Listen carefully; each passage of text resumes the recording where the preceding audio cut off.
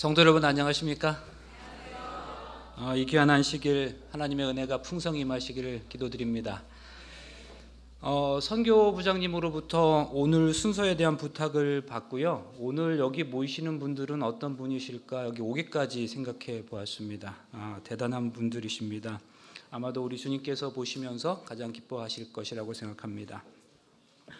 호남 평신도 학교, 제가 신학생들에게 신학을 가르쳤는데 이런 기회는 좀 생소합니다. 오늘과 내일 제게 주어진 시간 동안에 강의보다는 강연, 또 말씀에 더 가까운 그런 시간으로 말씀드리려고 합니다. 그런데 이 시간 마치면 또 시험이 있다면서요. 그래서 마냥 쉽게만 또 말씀드릴 수도 없을 것 같고요. 아마도 성도님들보다 제가 더 어려운 시간이 되지 않을까 생각됩니다. 제가 한 가지 또 몇 가지 알게 된 몇 가지 사실은 오늘 우리가 함께하는 호남 평신도 신학교가 제 53회더라고요. 그래서 53회? 그리고 그럼 몇 년도에 시작한 거야? 하고 이렇게 봤더니 1972년. 제가 그 해에 태어났거든요. 그래서 제가 더 의미가 있습니다. 그리고 오늘 기도하신 분, 기도자들 순서가 이렇게 있는데 괄호 안에 이렇게 숫자가 적혀져 있어요. 그래서 이게 무슨 숫자냐 그랬더니 이 호남 평신도 학교에 참석 횟수라고 하시네요. 47년을 참석하신 박정유 장로님, 또 지금 기도하신 김길숙 집사님은 43년을 참석하셨다고요? 와, 이게 어떻게 그럴 수 있죠? 와, 네, 정말 훌륭하십니다. 그리고 제가 여기 오기 전에 어제 오늘 주말 부흥회로 순창교회에서 그 말씀을 함께 하고 왔는데요. 거기서 제가 95년도 겨울에 천명선교사로 지원해서 함께 했던 천명선교사 동기를 만나고 왔습니다. 그런데 오늘 이 자리에서도 또 그분 또 다른 동기를 만나게 됐습니다. 홍남표 장로님. 예, 홍남표 장로님 저 천명선교사 7기신데요. 그때 이후로 처음 뵀어요. 저를 보시면서 막 머리를 쓰다듬으시면서 막 야, 네 이거 얼굴이 왜 이렇게 주름이 많이 생겼냐 말이에요. 예, 감사합니다. 특별한 마음으로 또 감사한 마음으로 이 시간 한번 함께 달려가 보도록 하겠습니다. 저는 이 시간 동안에 공공신학이라고 하는 개념을 함께 생각해 보려고 해요. 공공신학 들어보셨습니까? 근데 이 말은 좀 생소하시더라도 사실 그 개념은 대단히 단순합니다. 대단히 단순한데 그 단순한 걸 우리가 삶에서 실천하지 못하다 보니까 교회가 좀 어려운 부분들이 있는 것 같습니다. 제가 평소에 생각해 오던 주제인 이 주제를 이번 기회를 통해서 함께 생각해 보도록 하겠습니다. 오늘 이 시간은 이제 첫 번째 시간인데요. 성경 속에서 그 개념, 그 의미들을 좀 찾아보는 시간을 갖도록 하겠습니다. 먼저 성경 본문의 말씀 살펴보겠습니다. 레위기 23장 22절. 너희 땅에 곡물을 벨 때에 밭 모퉁이까지 다 베지 말며 떨어진 것을 줍지 말고 그것을 가난한 자와 거류민을 위해 남겨두라. 나는 너희 하나님 여호와이니라. 이 짧은 구절은 우리에게 당시 이스라엘 백성들이 준행하도록 명령되었던 세 가지 계명 혹은 규율을 알려주고 있습니다. 그 세 가지 규율이란 무엇인가 하면 레켓이라고 하는 것, 그 다음에 시카, 그리고 페아라고 하는 그런 개념입니다. 하나님의 율법인 토라는 하나님의 백성들이 거주하는 그 지역사회에서 가난한 사람들을 위한 대단히 특별한 복지 시스템을 제공하고 있습니다. 농부들은 자신들의 생산물을 하나도 남김없이 모두 다 거두어서는 안 되도록 되어 있었습니다. 이것과 관련하여 나타난 계명, 규율이 바로 이 레켓, 시카, 그리고 페아라고 하는 개념입니다. 이 세 가지는 농부들이 자신의 수확물을 수확할 때에 따라야 하는 대단히 특정한 규칙을 의미했습니다. 조금 더 자세하게 살펴보겠습니다. 먼저 레켓입니다. 이것은 농부가 추수를 하는 과정에서 이삭을 줍거나 수확하는 동안 한두 개의 곡물이 떨어지면 그것을 다시 일부러 줍지 말라는 것이었어요. 그래서 그렇게 떨어진 것은 가난한 사람들을 위한 것이었습니다. 그래서 우리가 본문으로 읽었던 성경절에서 줍다라고 표현된 히브리어 동사가 바로 라카트이고요. 우리가 그 말 그대로 줍다 또는 주어 모으다 그런 의미를 가지고 있습니다. 그런데 여기 우리말 성경에서 떨어진 것이라고 표현된 그것이 바로 레케트입니다. 그러니까 떨어진 것을 줍지 말라, 레케트를 라카트하지 말라 그런 의미예요. 둘째로 시카라고 하는 개념입니다. 이것은요, 농부가 추수를 하고 단으로 그것을 묶어요. 그리고 그 묶은 다음에 그냥 그 밭에 그냥 내버려 두지 않고 그걸 어떻게 하겠습니까? 곡간으로 가져와야 되지 않겠습니까? 그 밭에 있는 것을 가져오는 과정에서 몇 단을 논에다가 또는 밭에다 떨어뜨리고 올 수 있어요. 그러면 그거를 가질러 다시 가지 말라는 거예요. 그게 바로 뭡니까? 시카라고 하는 개념입니다. 그래서 그것을 그냥 떨어졌으면 그대로 내버려 두어서 이미 곡물로 다 이렇게 묶었는데 그 가져오다 그걸 떨어뜨렸으면 가져오지 말라. 그래서 가난한 사람들을 위해서 그 몫으로 남겨두라 그런 의미입니다. 지금 신명기 24장 20절의 말씀처럼 내가 감람나무를 떤 후에 그 가지를 다시 살피지 말라. 다 떨었으면 덜 떨어졌나 이렇게 하지 말라는 거예요. 그리고 그 남은 것은 객과 고아와 과부를 위해서 버려두며 네가 네 포도원에 포도를 딴 후에 그 남은 것을 또 다시 따지 말고 객과 고아와 과부를 위해서 버려두라고 했습니다. 이처럼 시카라고 하는 개념은 나무, 과일나무 가지를 자르는 일이나 추수할 때 추수꾼이 혹시 빠뜨리고 그 어떤 가지에 그 추수를 하지 않았으면 그건 내버려 두라는 것입니다. 또한 시카는 과수원에서 어떤 나무들, 이 나무들은 아예 내버려 두었어요. 그래서 이거는 우리가 안 떨 거야. 그래서 이거는 그냥 가난한 사람들이 하게 놔둘 거야. 그렇게 일부러 어떤 나무들은 규정해서 내버려 두는 것도 시카로 이해되었습니다. 그러면 여러분, 이렇게 성경의 율법에서 고아와 가난한 사람들을 위해서 이렇게 은혜와 자비를 베풀었던 이 명령은 오직 이스라엘 백성들에게만 적용되었을까요? 그렇지 않아요. 이 규율은 이스라엘 커뮤니티, 이스라엘 공동체 밖에 있는 사람들을 향해서도 적용되었던 것이죠. 그리고 마지막으로 페아라고 하는 개념입니다. 이것은 가난한 사람들이 와서 스스로 추수할 수 있도록 농부가 아예 밭의 한 귀퉁이를 건드리지 않는 거. 이거는 페아, 이거는 가난한 사람들 몫이야. 그래서 아예 건드리지 않았던 것을 의미했습니다. 지금 읽었던 성경에서 모퉁이라고 하는 표현된 히브리어 표현이 바로 페아라고 하는 개념입니다. 이것은 성경의 다른 곳에서도 모퉁이 혹은 구석으로 이렇게 번역되어져 있습니다. 그런데 이 페아, 농부가 추수를 할 때 이 지금 우리가 있는 이 공간이 내 추수에 할 공간 밭이라고 생각하면 이 귀퉁이 이렇게 뭐 찬양대석 정도는 내버려 둔 거죠. 이건 폐하야. 나머지는 다 내 거란 말씀이에요. 그런데 거두다가 또 떨어지는 건 또 그대로 내버려 뒀다는 거예요. 그리고 단으로 묶어서 가져가는 과정에서 또 떨어뜨린 건 그대로 내버려 둔 거예요. 여기 이렇게 폐하입니다. 그러면 가난한 사람들이 와서 여기는 자기들이 스스로 추수할 수 있도록 한 것이었습니다. 그런데 성경에서 폐하, 이렇게 모퉁이를 남겨 두어라라고 얘기는 했는데 얼마큼의 모퉁이는 내버려 두어라라고 구체적으로 그 규모 또는 수치를 명시하고 있지는 않아요.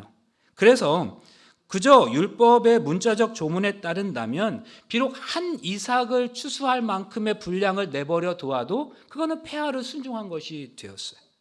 그런데 랍비들은 폐하의 최소 면적을 구체적으로 제시하면서 수확물의 최소 60분의 1 정도는 내버려 둬야 이렇게 얘기했습니다. 아니 하나둘 내버려 둬도 폐하지만 그래도 60분의 1 정도는 내버려 두어야 그 정도를 폐하라고 할 수 있지. 그렇게 얘기했다는 것이죠. 그리고 이 분명한 이 폐하의 실천을 위해서는 농부가 추수할 때에 이방인 일꾼을 고용하는 것도 금지되었습니다. 이건 왜 그랬을까요? 성경의 율법의 내용을 잘 알지 못하는 이방인이 이 폐하의 그 부분도 추수할까 봐, 그리고 추수하는 과정에서 떨어진 것도 또 가져올까 봐 이 추수하는 것은 이방인들이 하도록 해서는 안 되었다고 하는 것이죠. 여기서 우리는 우리 중 지극히 작은 자들에 대한 하나님의 깊은 관심을 발견할 수가 있습니다. 여러분, 이것과 관련해서 가만히 묵상해 보면 대단히 큰 감동이 있습니다. 왜 하나님은 당신의 백성들에게 이런 폐하를 명령하셨을까요? 왜 추수할 때부터 빈궁한 사람들을 위해서 아예 그 모퉁이를 남겨두라고 하셨을까요? 첫째는 가난한 사람들이 권리를 박탈당하는 것을 방지하기 위해서일 것입니다. 우리가 생명을 가진 존재라고 할 때 그 생명이라는 말의 문자적 의미는 살라는 명령입니다. 살아있는 모든 것들은 그가 경제적 사정이나 상황에 상관없이 모두가 다 살라는 명령을 받은 존재들이지요. 그들에게도 대단히 고귀하고 존귀한 가치와 권리가 있습니다. 살도록 명령받은 존재들이기 때문입니다. 지금은 어떤 이유에서인지 추수 하나 제대로 할 수 없을 만큼의 삶을 살아가고 있다 할지라도 분명 그들에게도 하나님의 명령을 따라갈 권리가 있음을 이 폐하법이라고 하는 이것이 선언하고 있는 것입니다. 또한 이 폐하법은 가난한 사람들이 시간을 낭비하지 않도록 합니다. 만약 하나님께서 농부가 다 추수를 끝낸 다음에 남겨진 그 가라지 몇 개의 그 부스러기를 가지도록만 명령하셨다면 고아와 과부, 가난한 사람들은 농부의 추수가 끝나기까지 기다려야 할 것입니다. 그러나 농부가 처음부터 아예 한 모퉁이를 남겨두어서 이쪽은 폐하야 라고 했다 그러면 시간적으로 급한 사람들이 자기가 얼른 가서 뭐 할 수 있어요? 추수해 갈 수 있는 것입니다. 그러니까 고아와 과부, 경제적 형편이 어려운 사람들을 위한 것으로 이렇게 따로 떼어놓음으로 인해서 그들은 처음부터 추수에 참여하므로 시간적으로 굉장히 긴박한 사람들을 위해서도 도움이 될 수 있도록 하나님께서는 그렇게 장치해 놓으셨던 것이지요. 성도 여러분, 이스라엘 백성들에게 주어졌던 이러한 규율은 대단히 매우 아름답고 심오하다고 할 수 있습니다.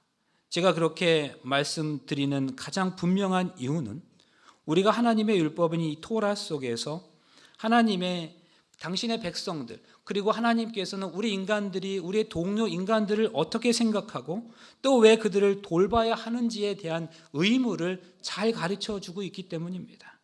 그리고 그것을 실천하는 방법에 대해서도 대단히 구체적으로 제공하고 있는 것이죠. 둘째로 이 계명은 인간의 존엄성을 대단히 많이 높이고 있습니다. 여러분, 이것은 직접적으로 생계를 꾸릴 수 없는 대단히 궁핍한 사람이라 할지라도 수확물의 일부를 차지하기 위해서는 그들도 직접 밭에 나가서 추수하는 일에 참여하도록 제도를 마련해 놓은 장치입니다. 먹을 게 없어요.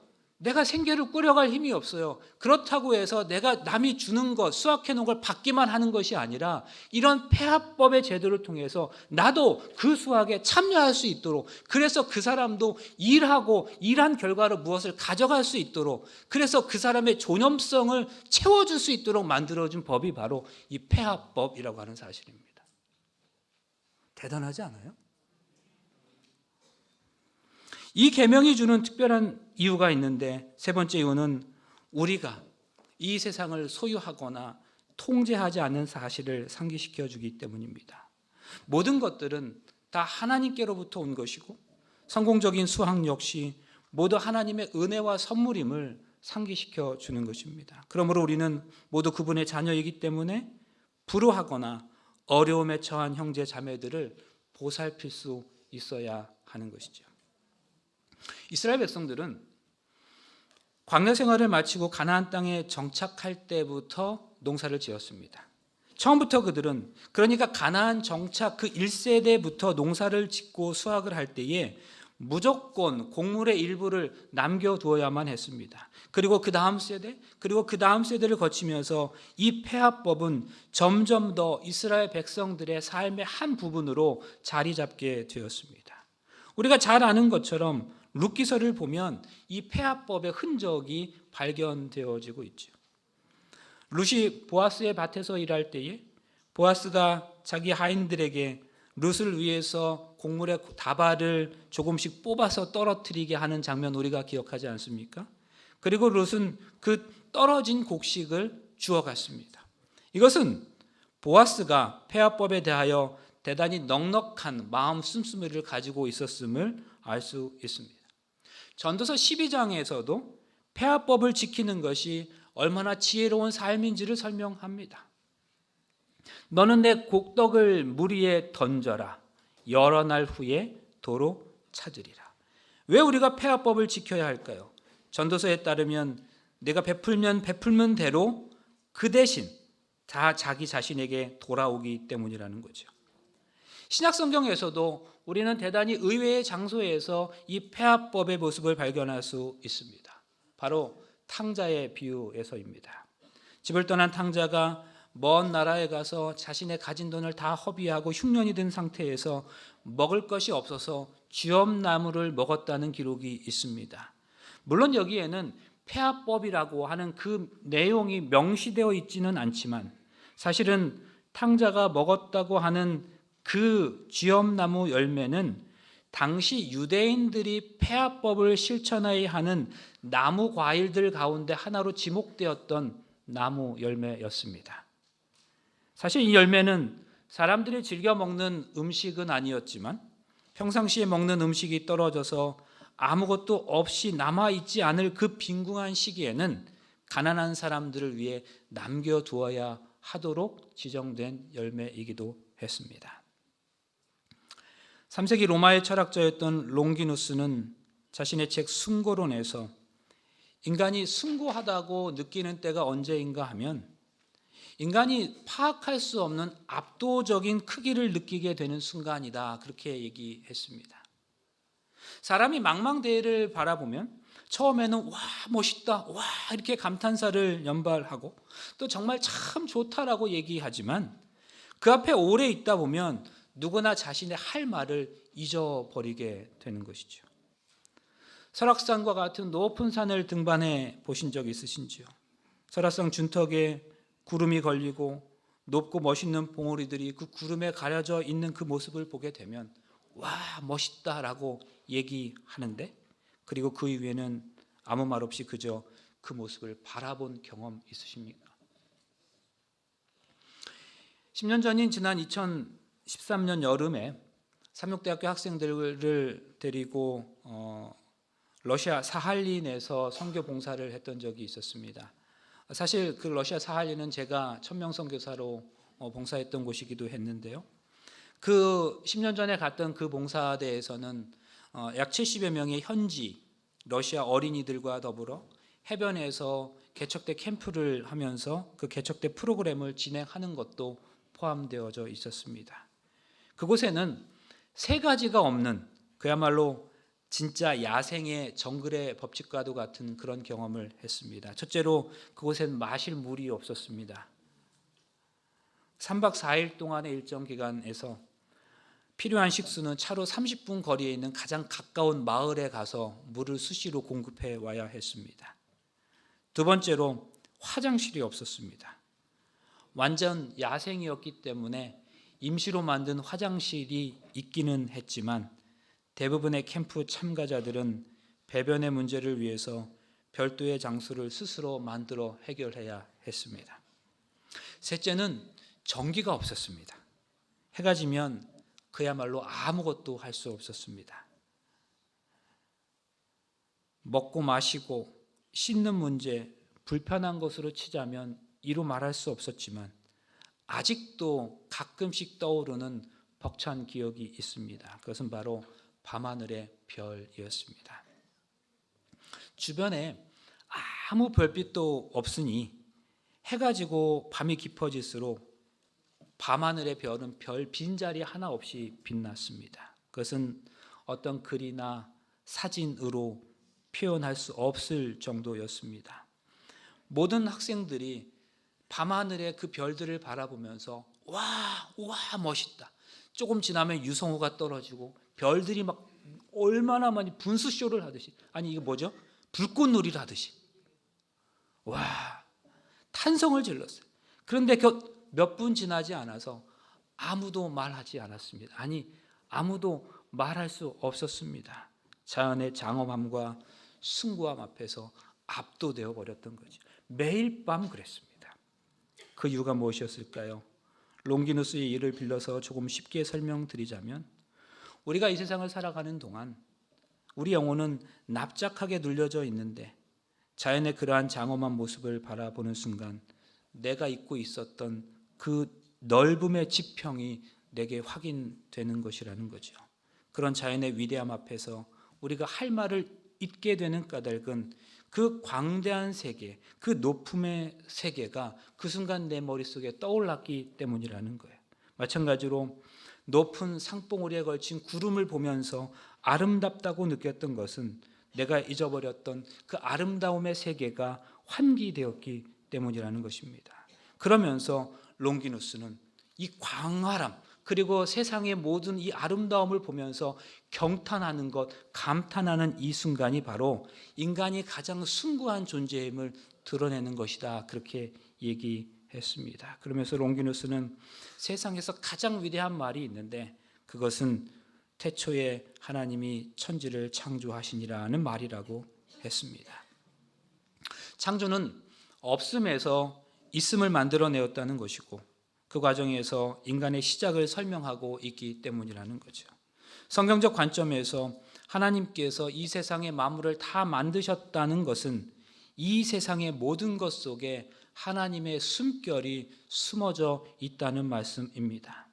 그러면 여러분, 여기에서 우리는 대단히 중요한 질문을 떠올리게 됩니다. 하나님이 정말로 인간인 나를 창조하신 것이 분명하다면 내가 사랑하는 사람도 하나님께서 창조하신 것이 맞을까요? 당연하죠.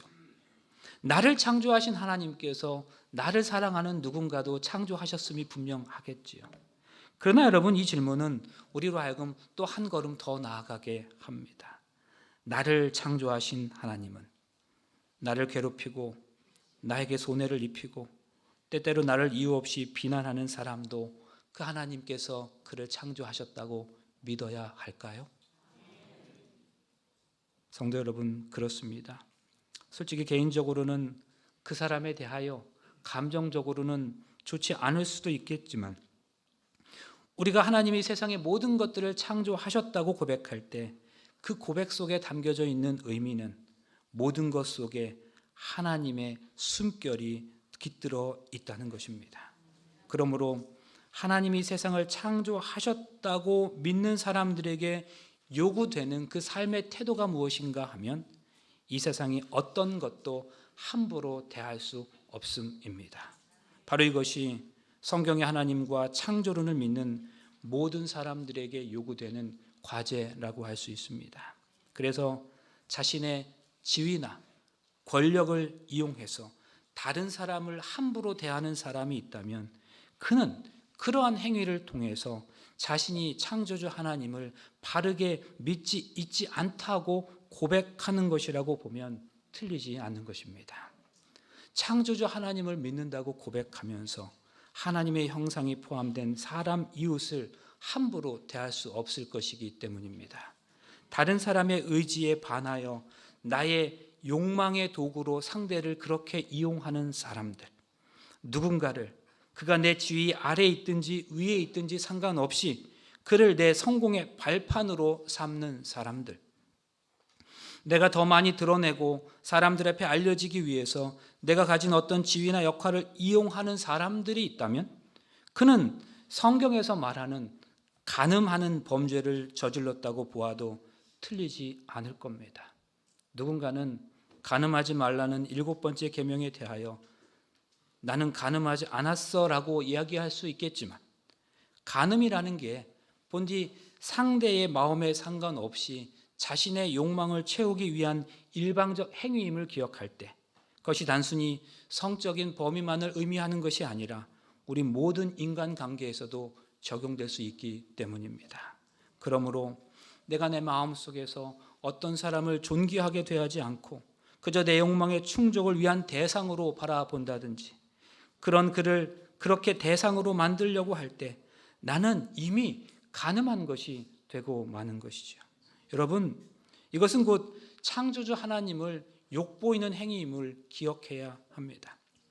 하나님은 모든 사람을 다 존귀한 존재, 하나님의 형상을 닮은 존재로 창조하셨는데 그 하나님의 형상을 가진 누군가를 함부로 대한다면, 나의 욕망의 대상으로 삼는다면, 내가 어떤 사람을 수단으로 삼는다면 결국 나는 그 사람을 물화시키는 것입니다. 물건처럼 만들어 버리는 거죠. 그러면 그것을 지으신 하나님께 대한 모독이 아니겠습니까? 사랑하는 성도 여러분, 이것이 창조주 하나님을 믿는다고 고백하는 그리스도인들의 삶 속에서 반드시 기억해야 할 부분임을 잊지 마시길 바랍니다. 그래서 우리는 더 정중할 필요가 있어요. 예모 있고 품위 있게 문자를 하나 보내도 카톡 표현 하나에서도 따뜻함이나 존중과 배려의 마음이 느껴질 수 있도록 해야 합니다. 저는 때때로 카톡이 대단히 폭력적이라고 생각해요. 왜냐하면 나도 의도하지 않은, 나도 원치도 않았는데 누군가가 나를 불러와서 어떤 그룹 안에 묶어놔요. 그 나갈 수도 없게 만들어놔요. 나의 의사를 묻지도 않았어요. 성경의 창조 이야기를 조금 더 생각해 보겠습니다. 영국 연방의 최고 랍비인 조나단 sak스라고 하는 그런 분이 있습니다. 이분의 책 가운데 창세기를 배경으로 한 책이 있는데요. 거기 이런 내용이 나옵니다.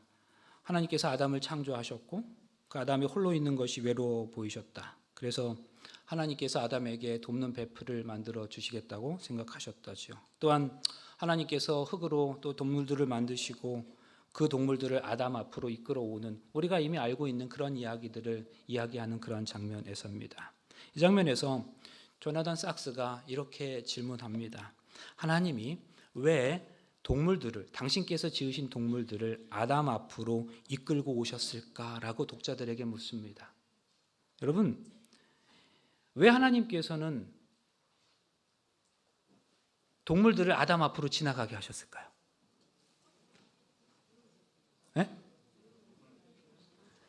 이 질문을 드리면 대부분의 사람들은 이름 짓게 하시려고 그렇게 대답한다는 거지요.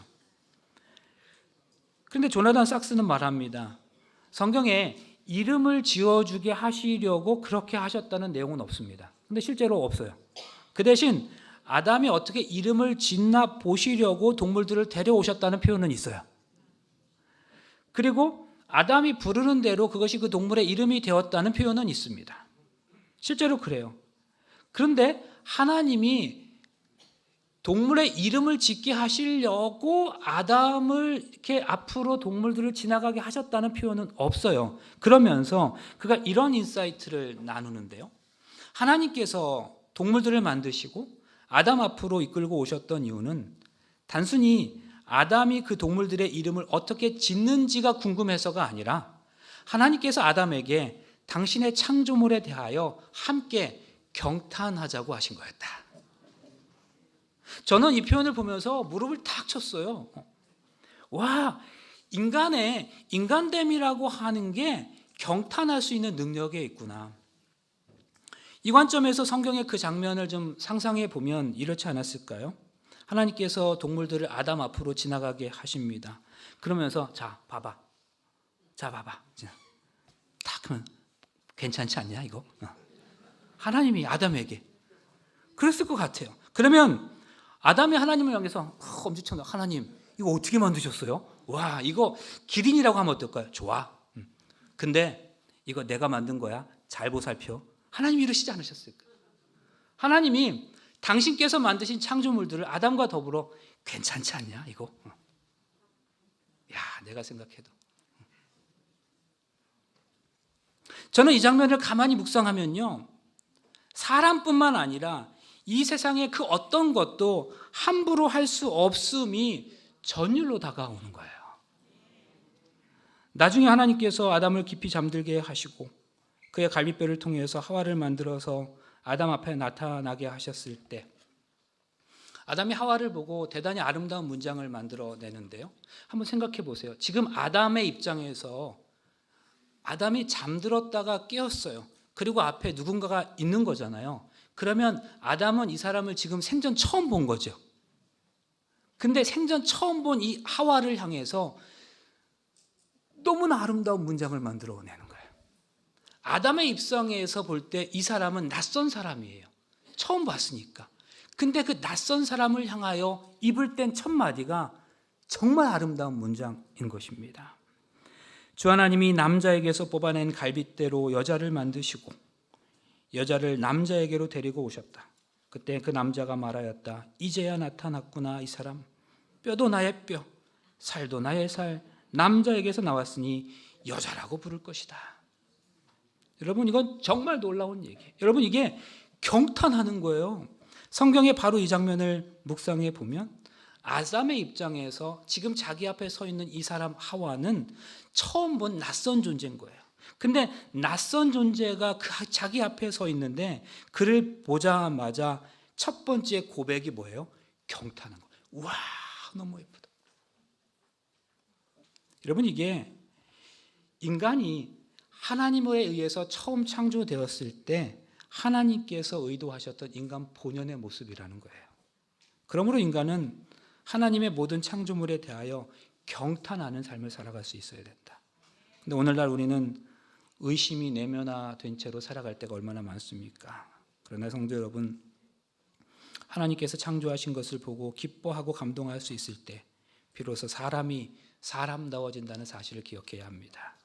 교회는 바로 이 일을 위해서 부름받았습니다. 우리들끼리 행복한 신앙생활이 아니라 이 땅에 우리가 남이라고 생각하는 모든 사람들을 향해서도 경탄하기 위해 부름받았다는 사실을 기억해야 합니다. 우리가 그렇게 살기 시작할 때 주님은 비로소 내가 참 사랑을 가졌다고 말씀하실 것입니다. 그래서요, 우리의 꿈은 남들보다 더 행복한 삶을 살아가는 것이 아니라 참 사랑을 가진 자의 삶을 살아가야 하는 것입니다.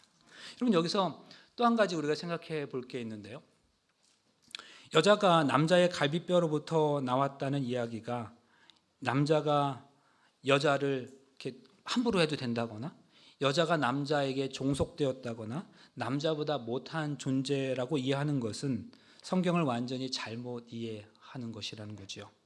성경 창세기의 시대적 공간적 배경이 되었던 그 메소포타미아 문명권에서는 수메르와 아카드 지역의 언어로 갈비뼈는 절친한 친구, 생명을 나눈 사이라는 의미를 가지고 있습니다. 그러므로 아담의 갈비뼈로 하와를 만들었다는 것의 의미는 여자를 남자의 종속된 존재로 만들었다는 의미가 아니고 생명을 나눈 존재로 만들었다는 것을 뜻하는 것으로 이해하는 게 맞습니다.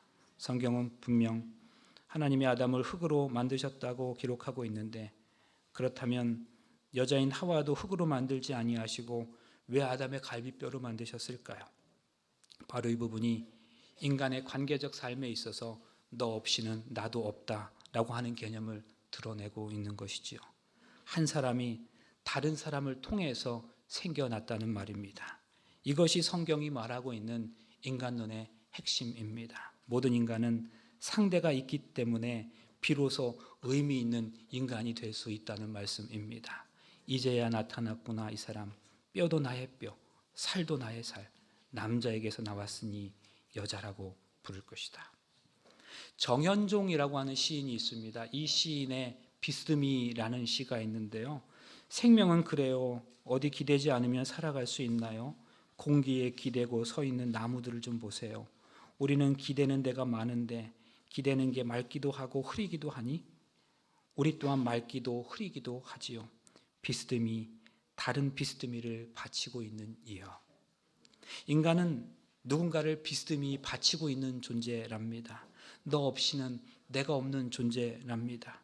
인간을 뜻하는 한자에서도 두 개의 획이 비스듬하게 서로에게 기대어 있습니다. 이것은 둘 중에 하나가 무너지면 다른 하나도 쓰러질 수밖에 없음을 보이고 있는데 이것이 바로 인간의 속성과 삶을 잘 보여주고 있는 것입니다.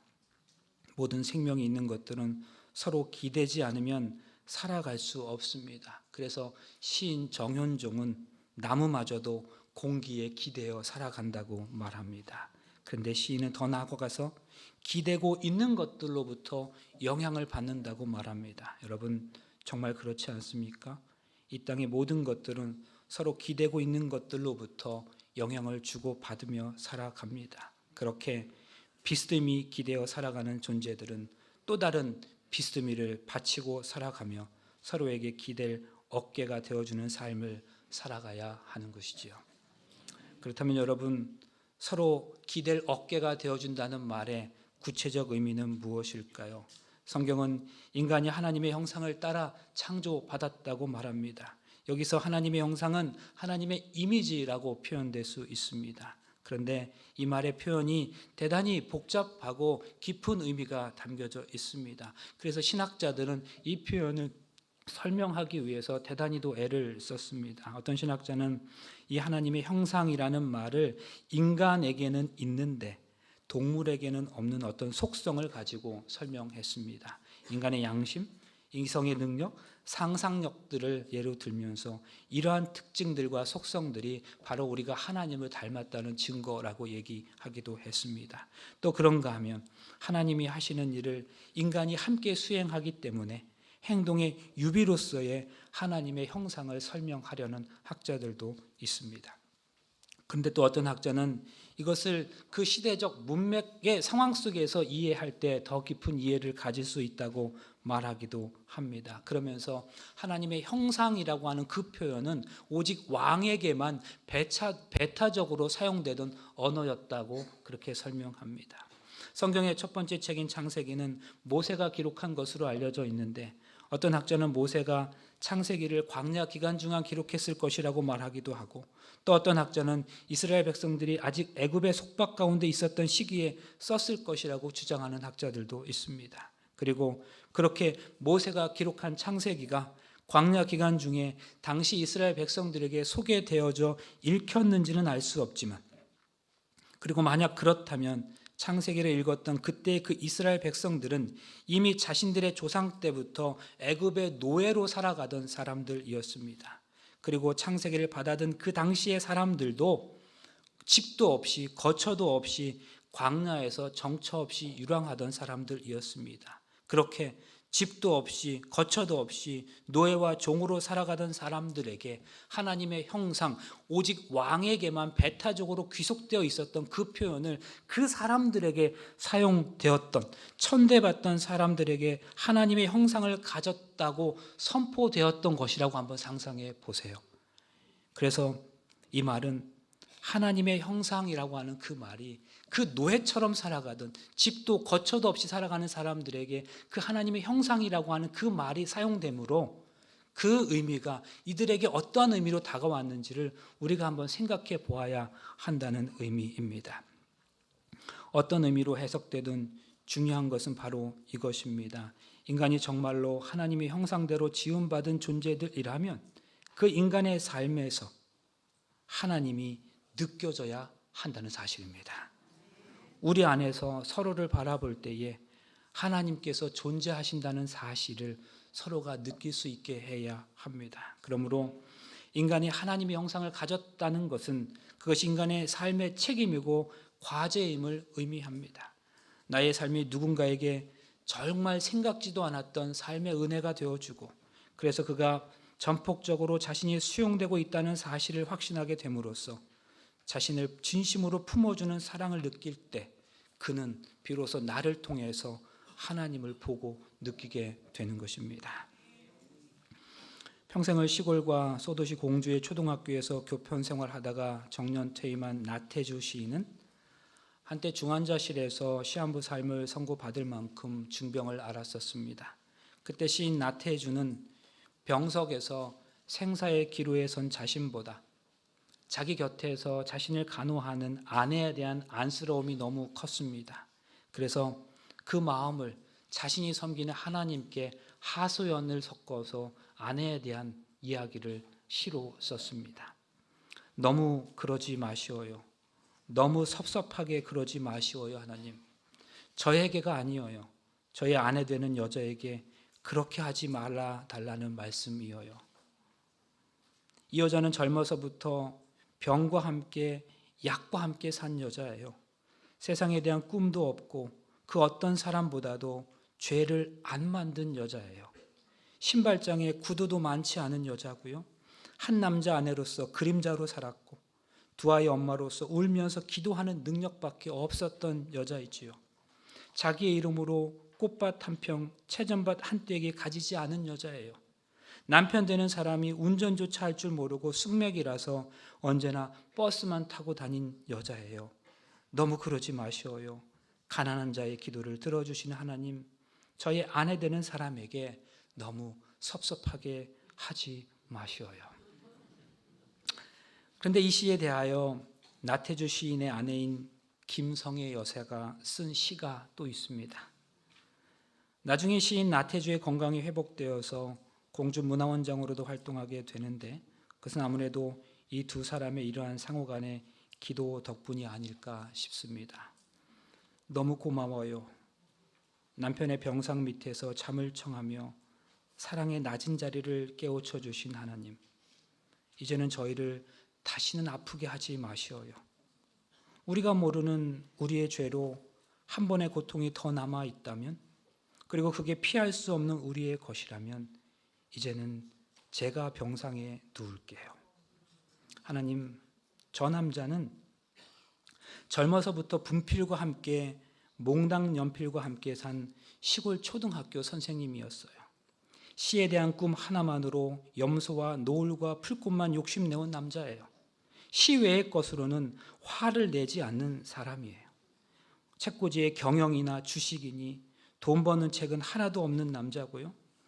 제일 아끼는 거라곤 제자가 선물한 만년필과 그간 받은 편지들과 외갓집에 대한 추억뿐이에요. 한 여자 남편으로 토방처럼 배고프게 살아왔고 두 아이 아빠로서 우는 모습 숨기는 능력밖에 없었던 남자지요. 공주 금강의 아름다운 물결과 금악동 뒷산의 푸른 그늘만이 재산인 사람이에요. 운전조차 할 줄 몰라 언제나 버스만 타고 다닌 남자예요. 승용차라도 얻어 탄 날이면 꼭 그 사람 큰 덕 봤다고 먼 산 바라보던 사람이에요. 하나님, 저희 남편 나태주 시인에게 너무 섭섭하게 그러지 마시어요. 좀만 시간을 더 주신다면 아름다운 시로 당신 사랑을 꼭 갚을 사람이에요.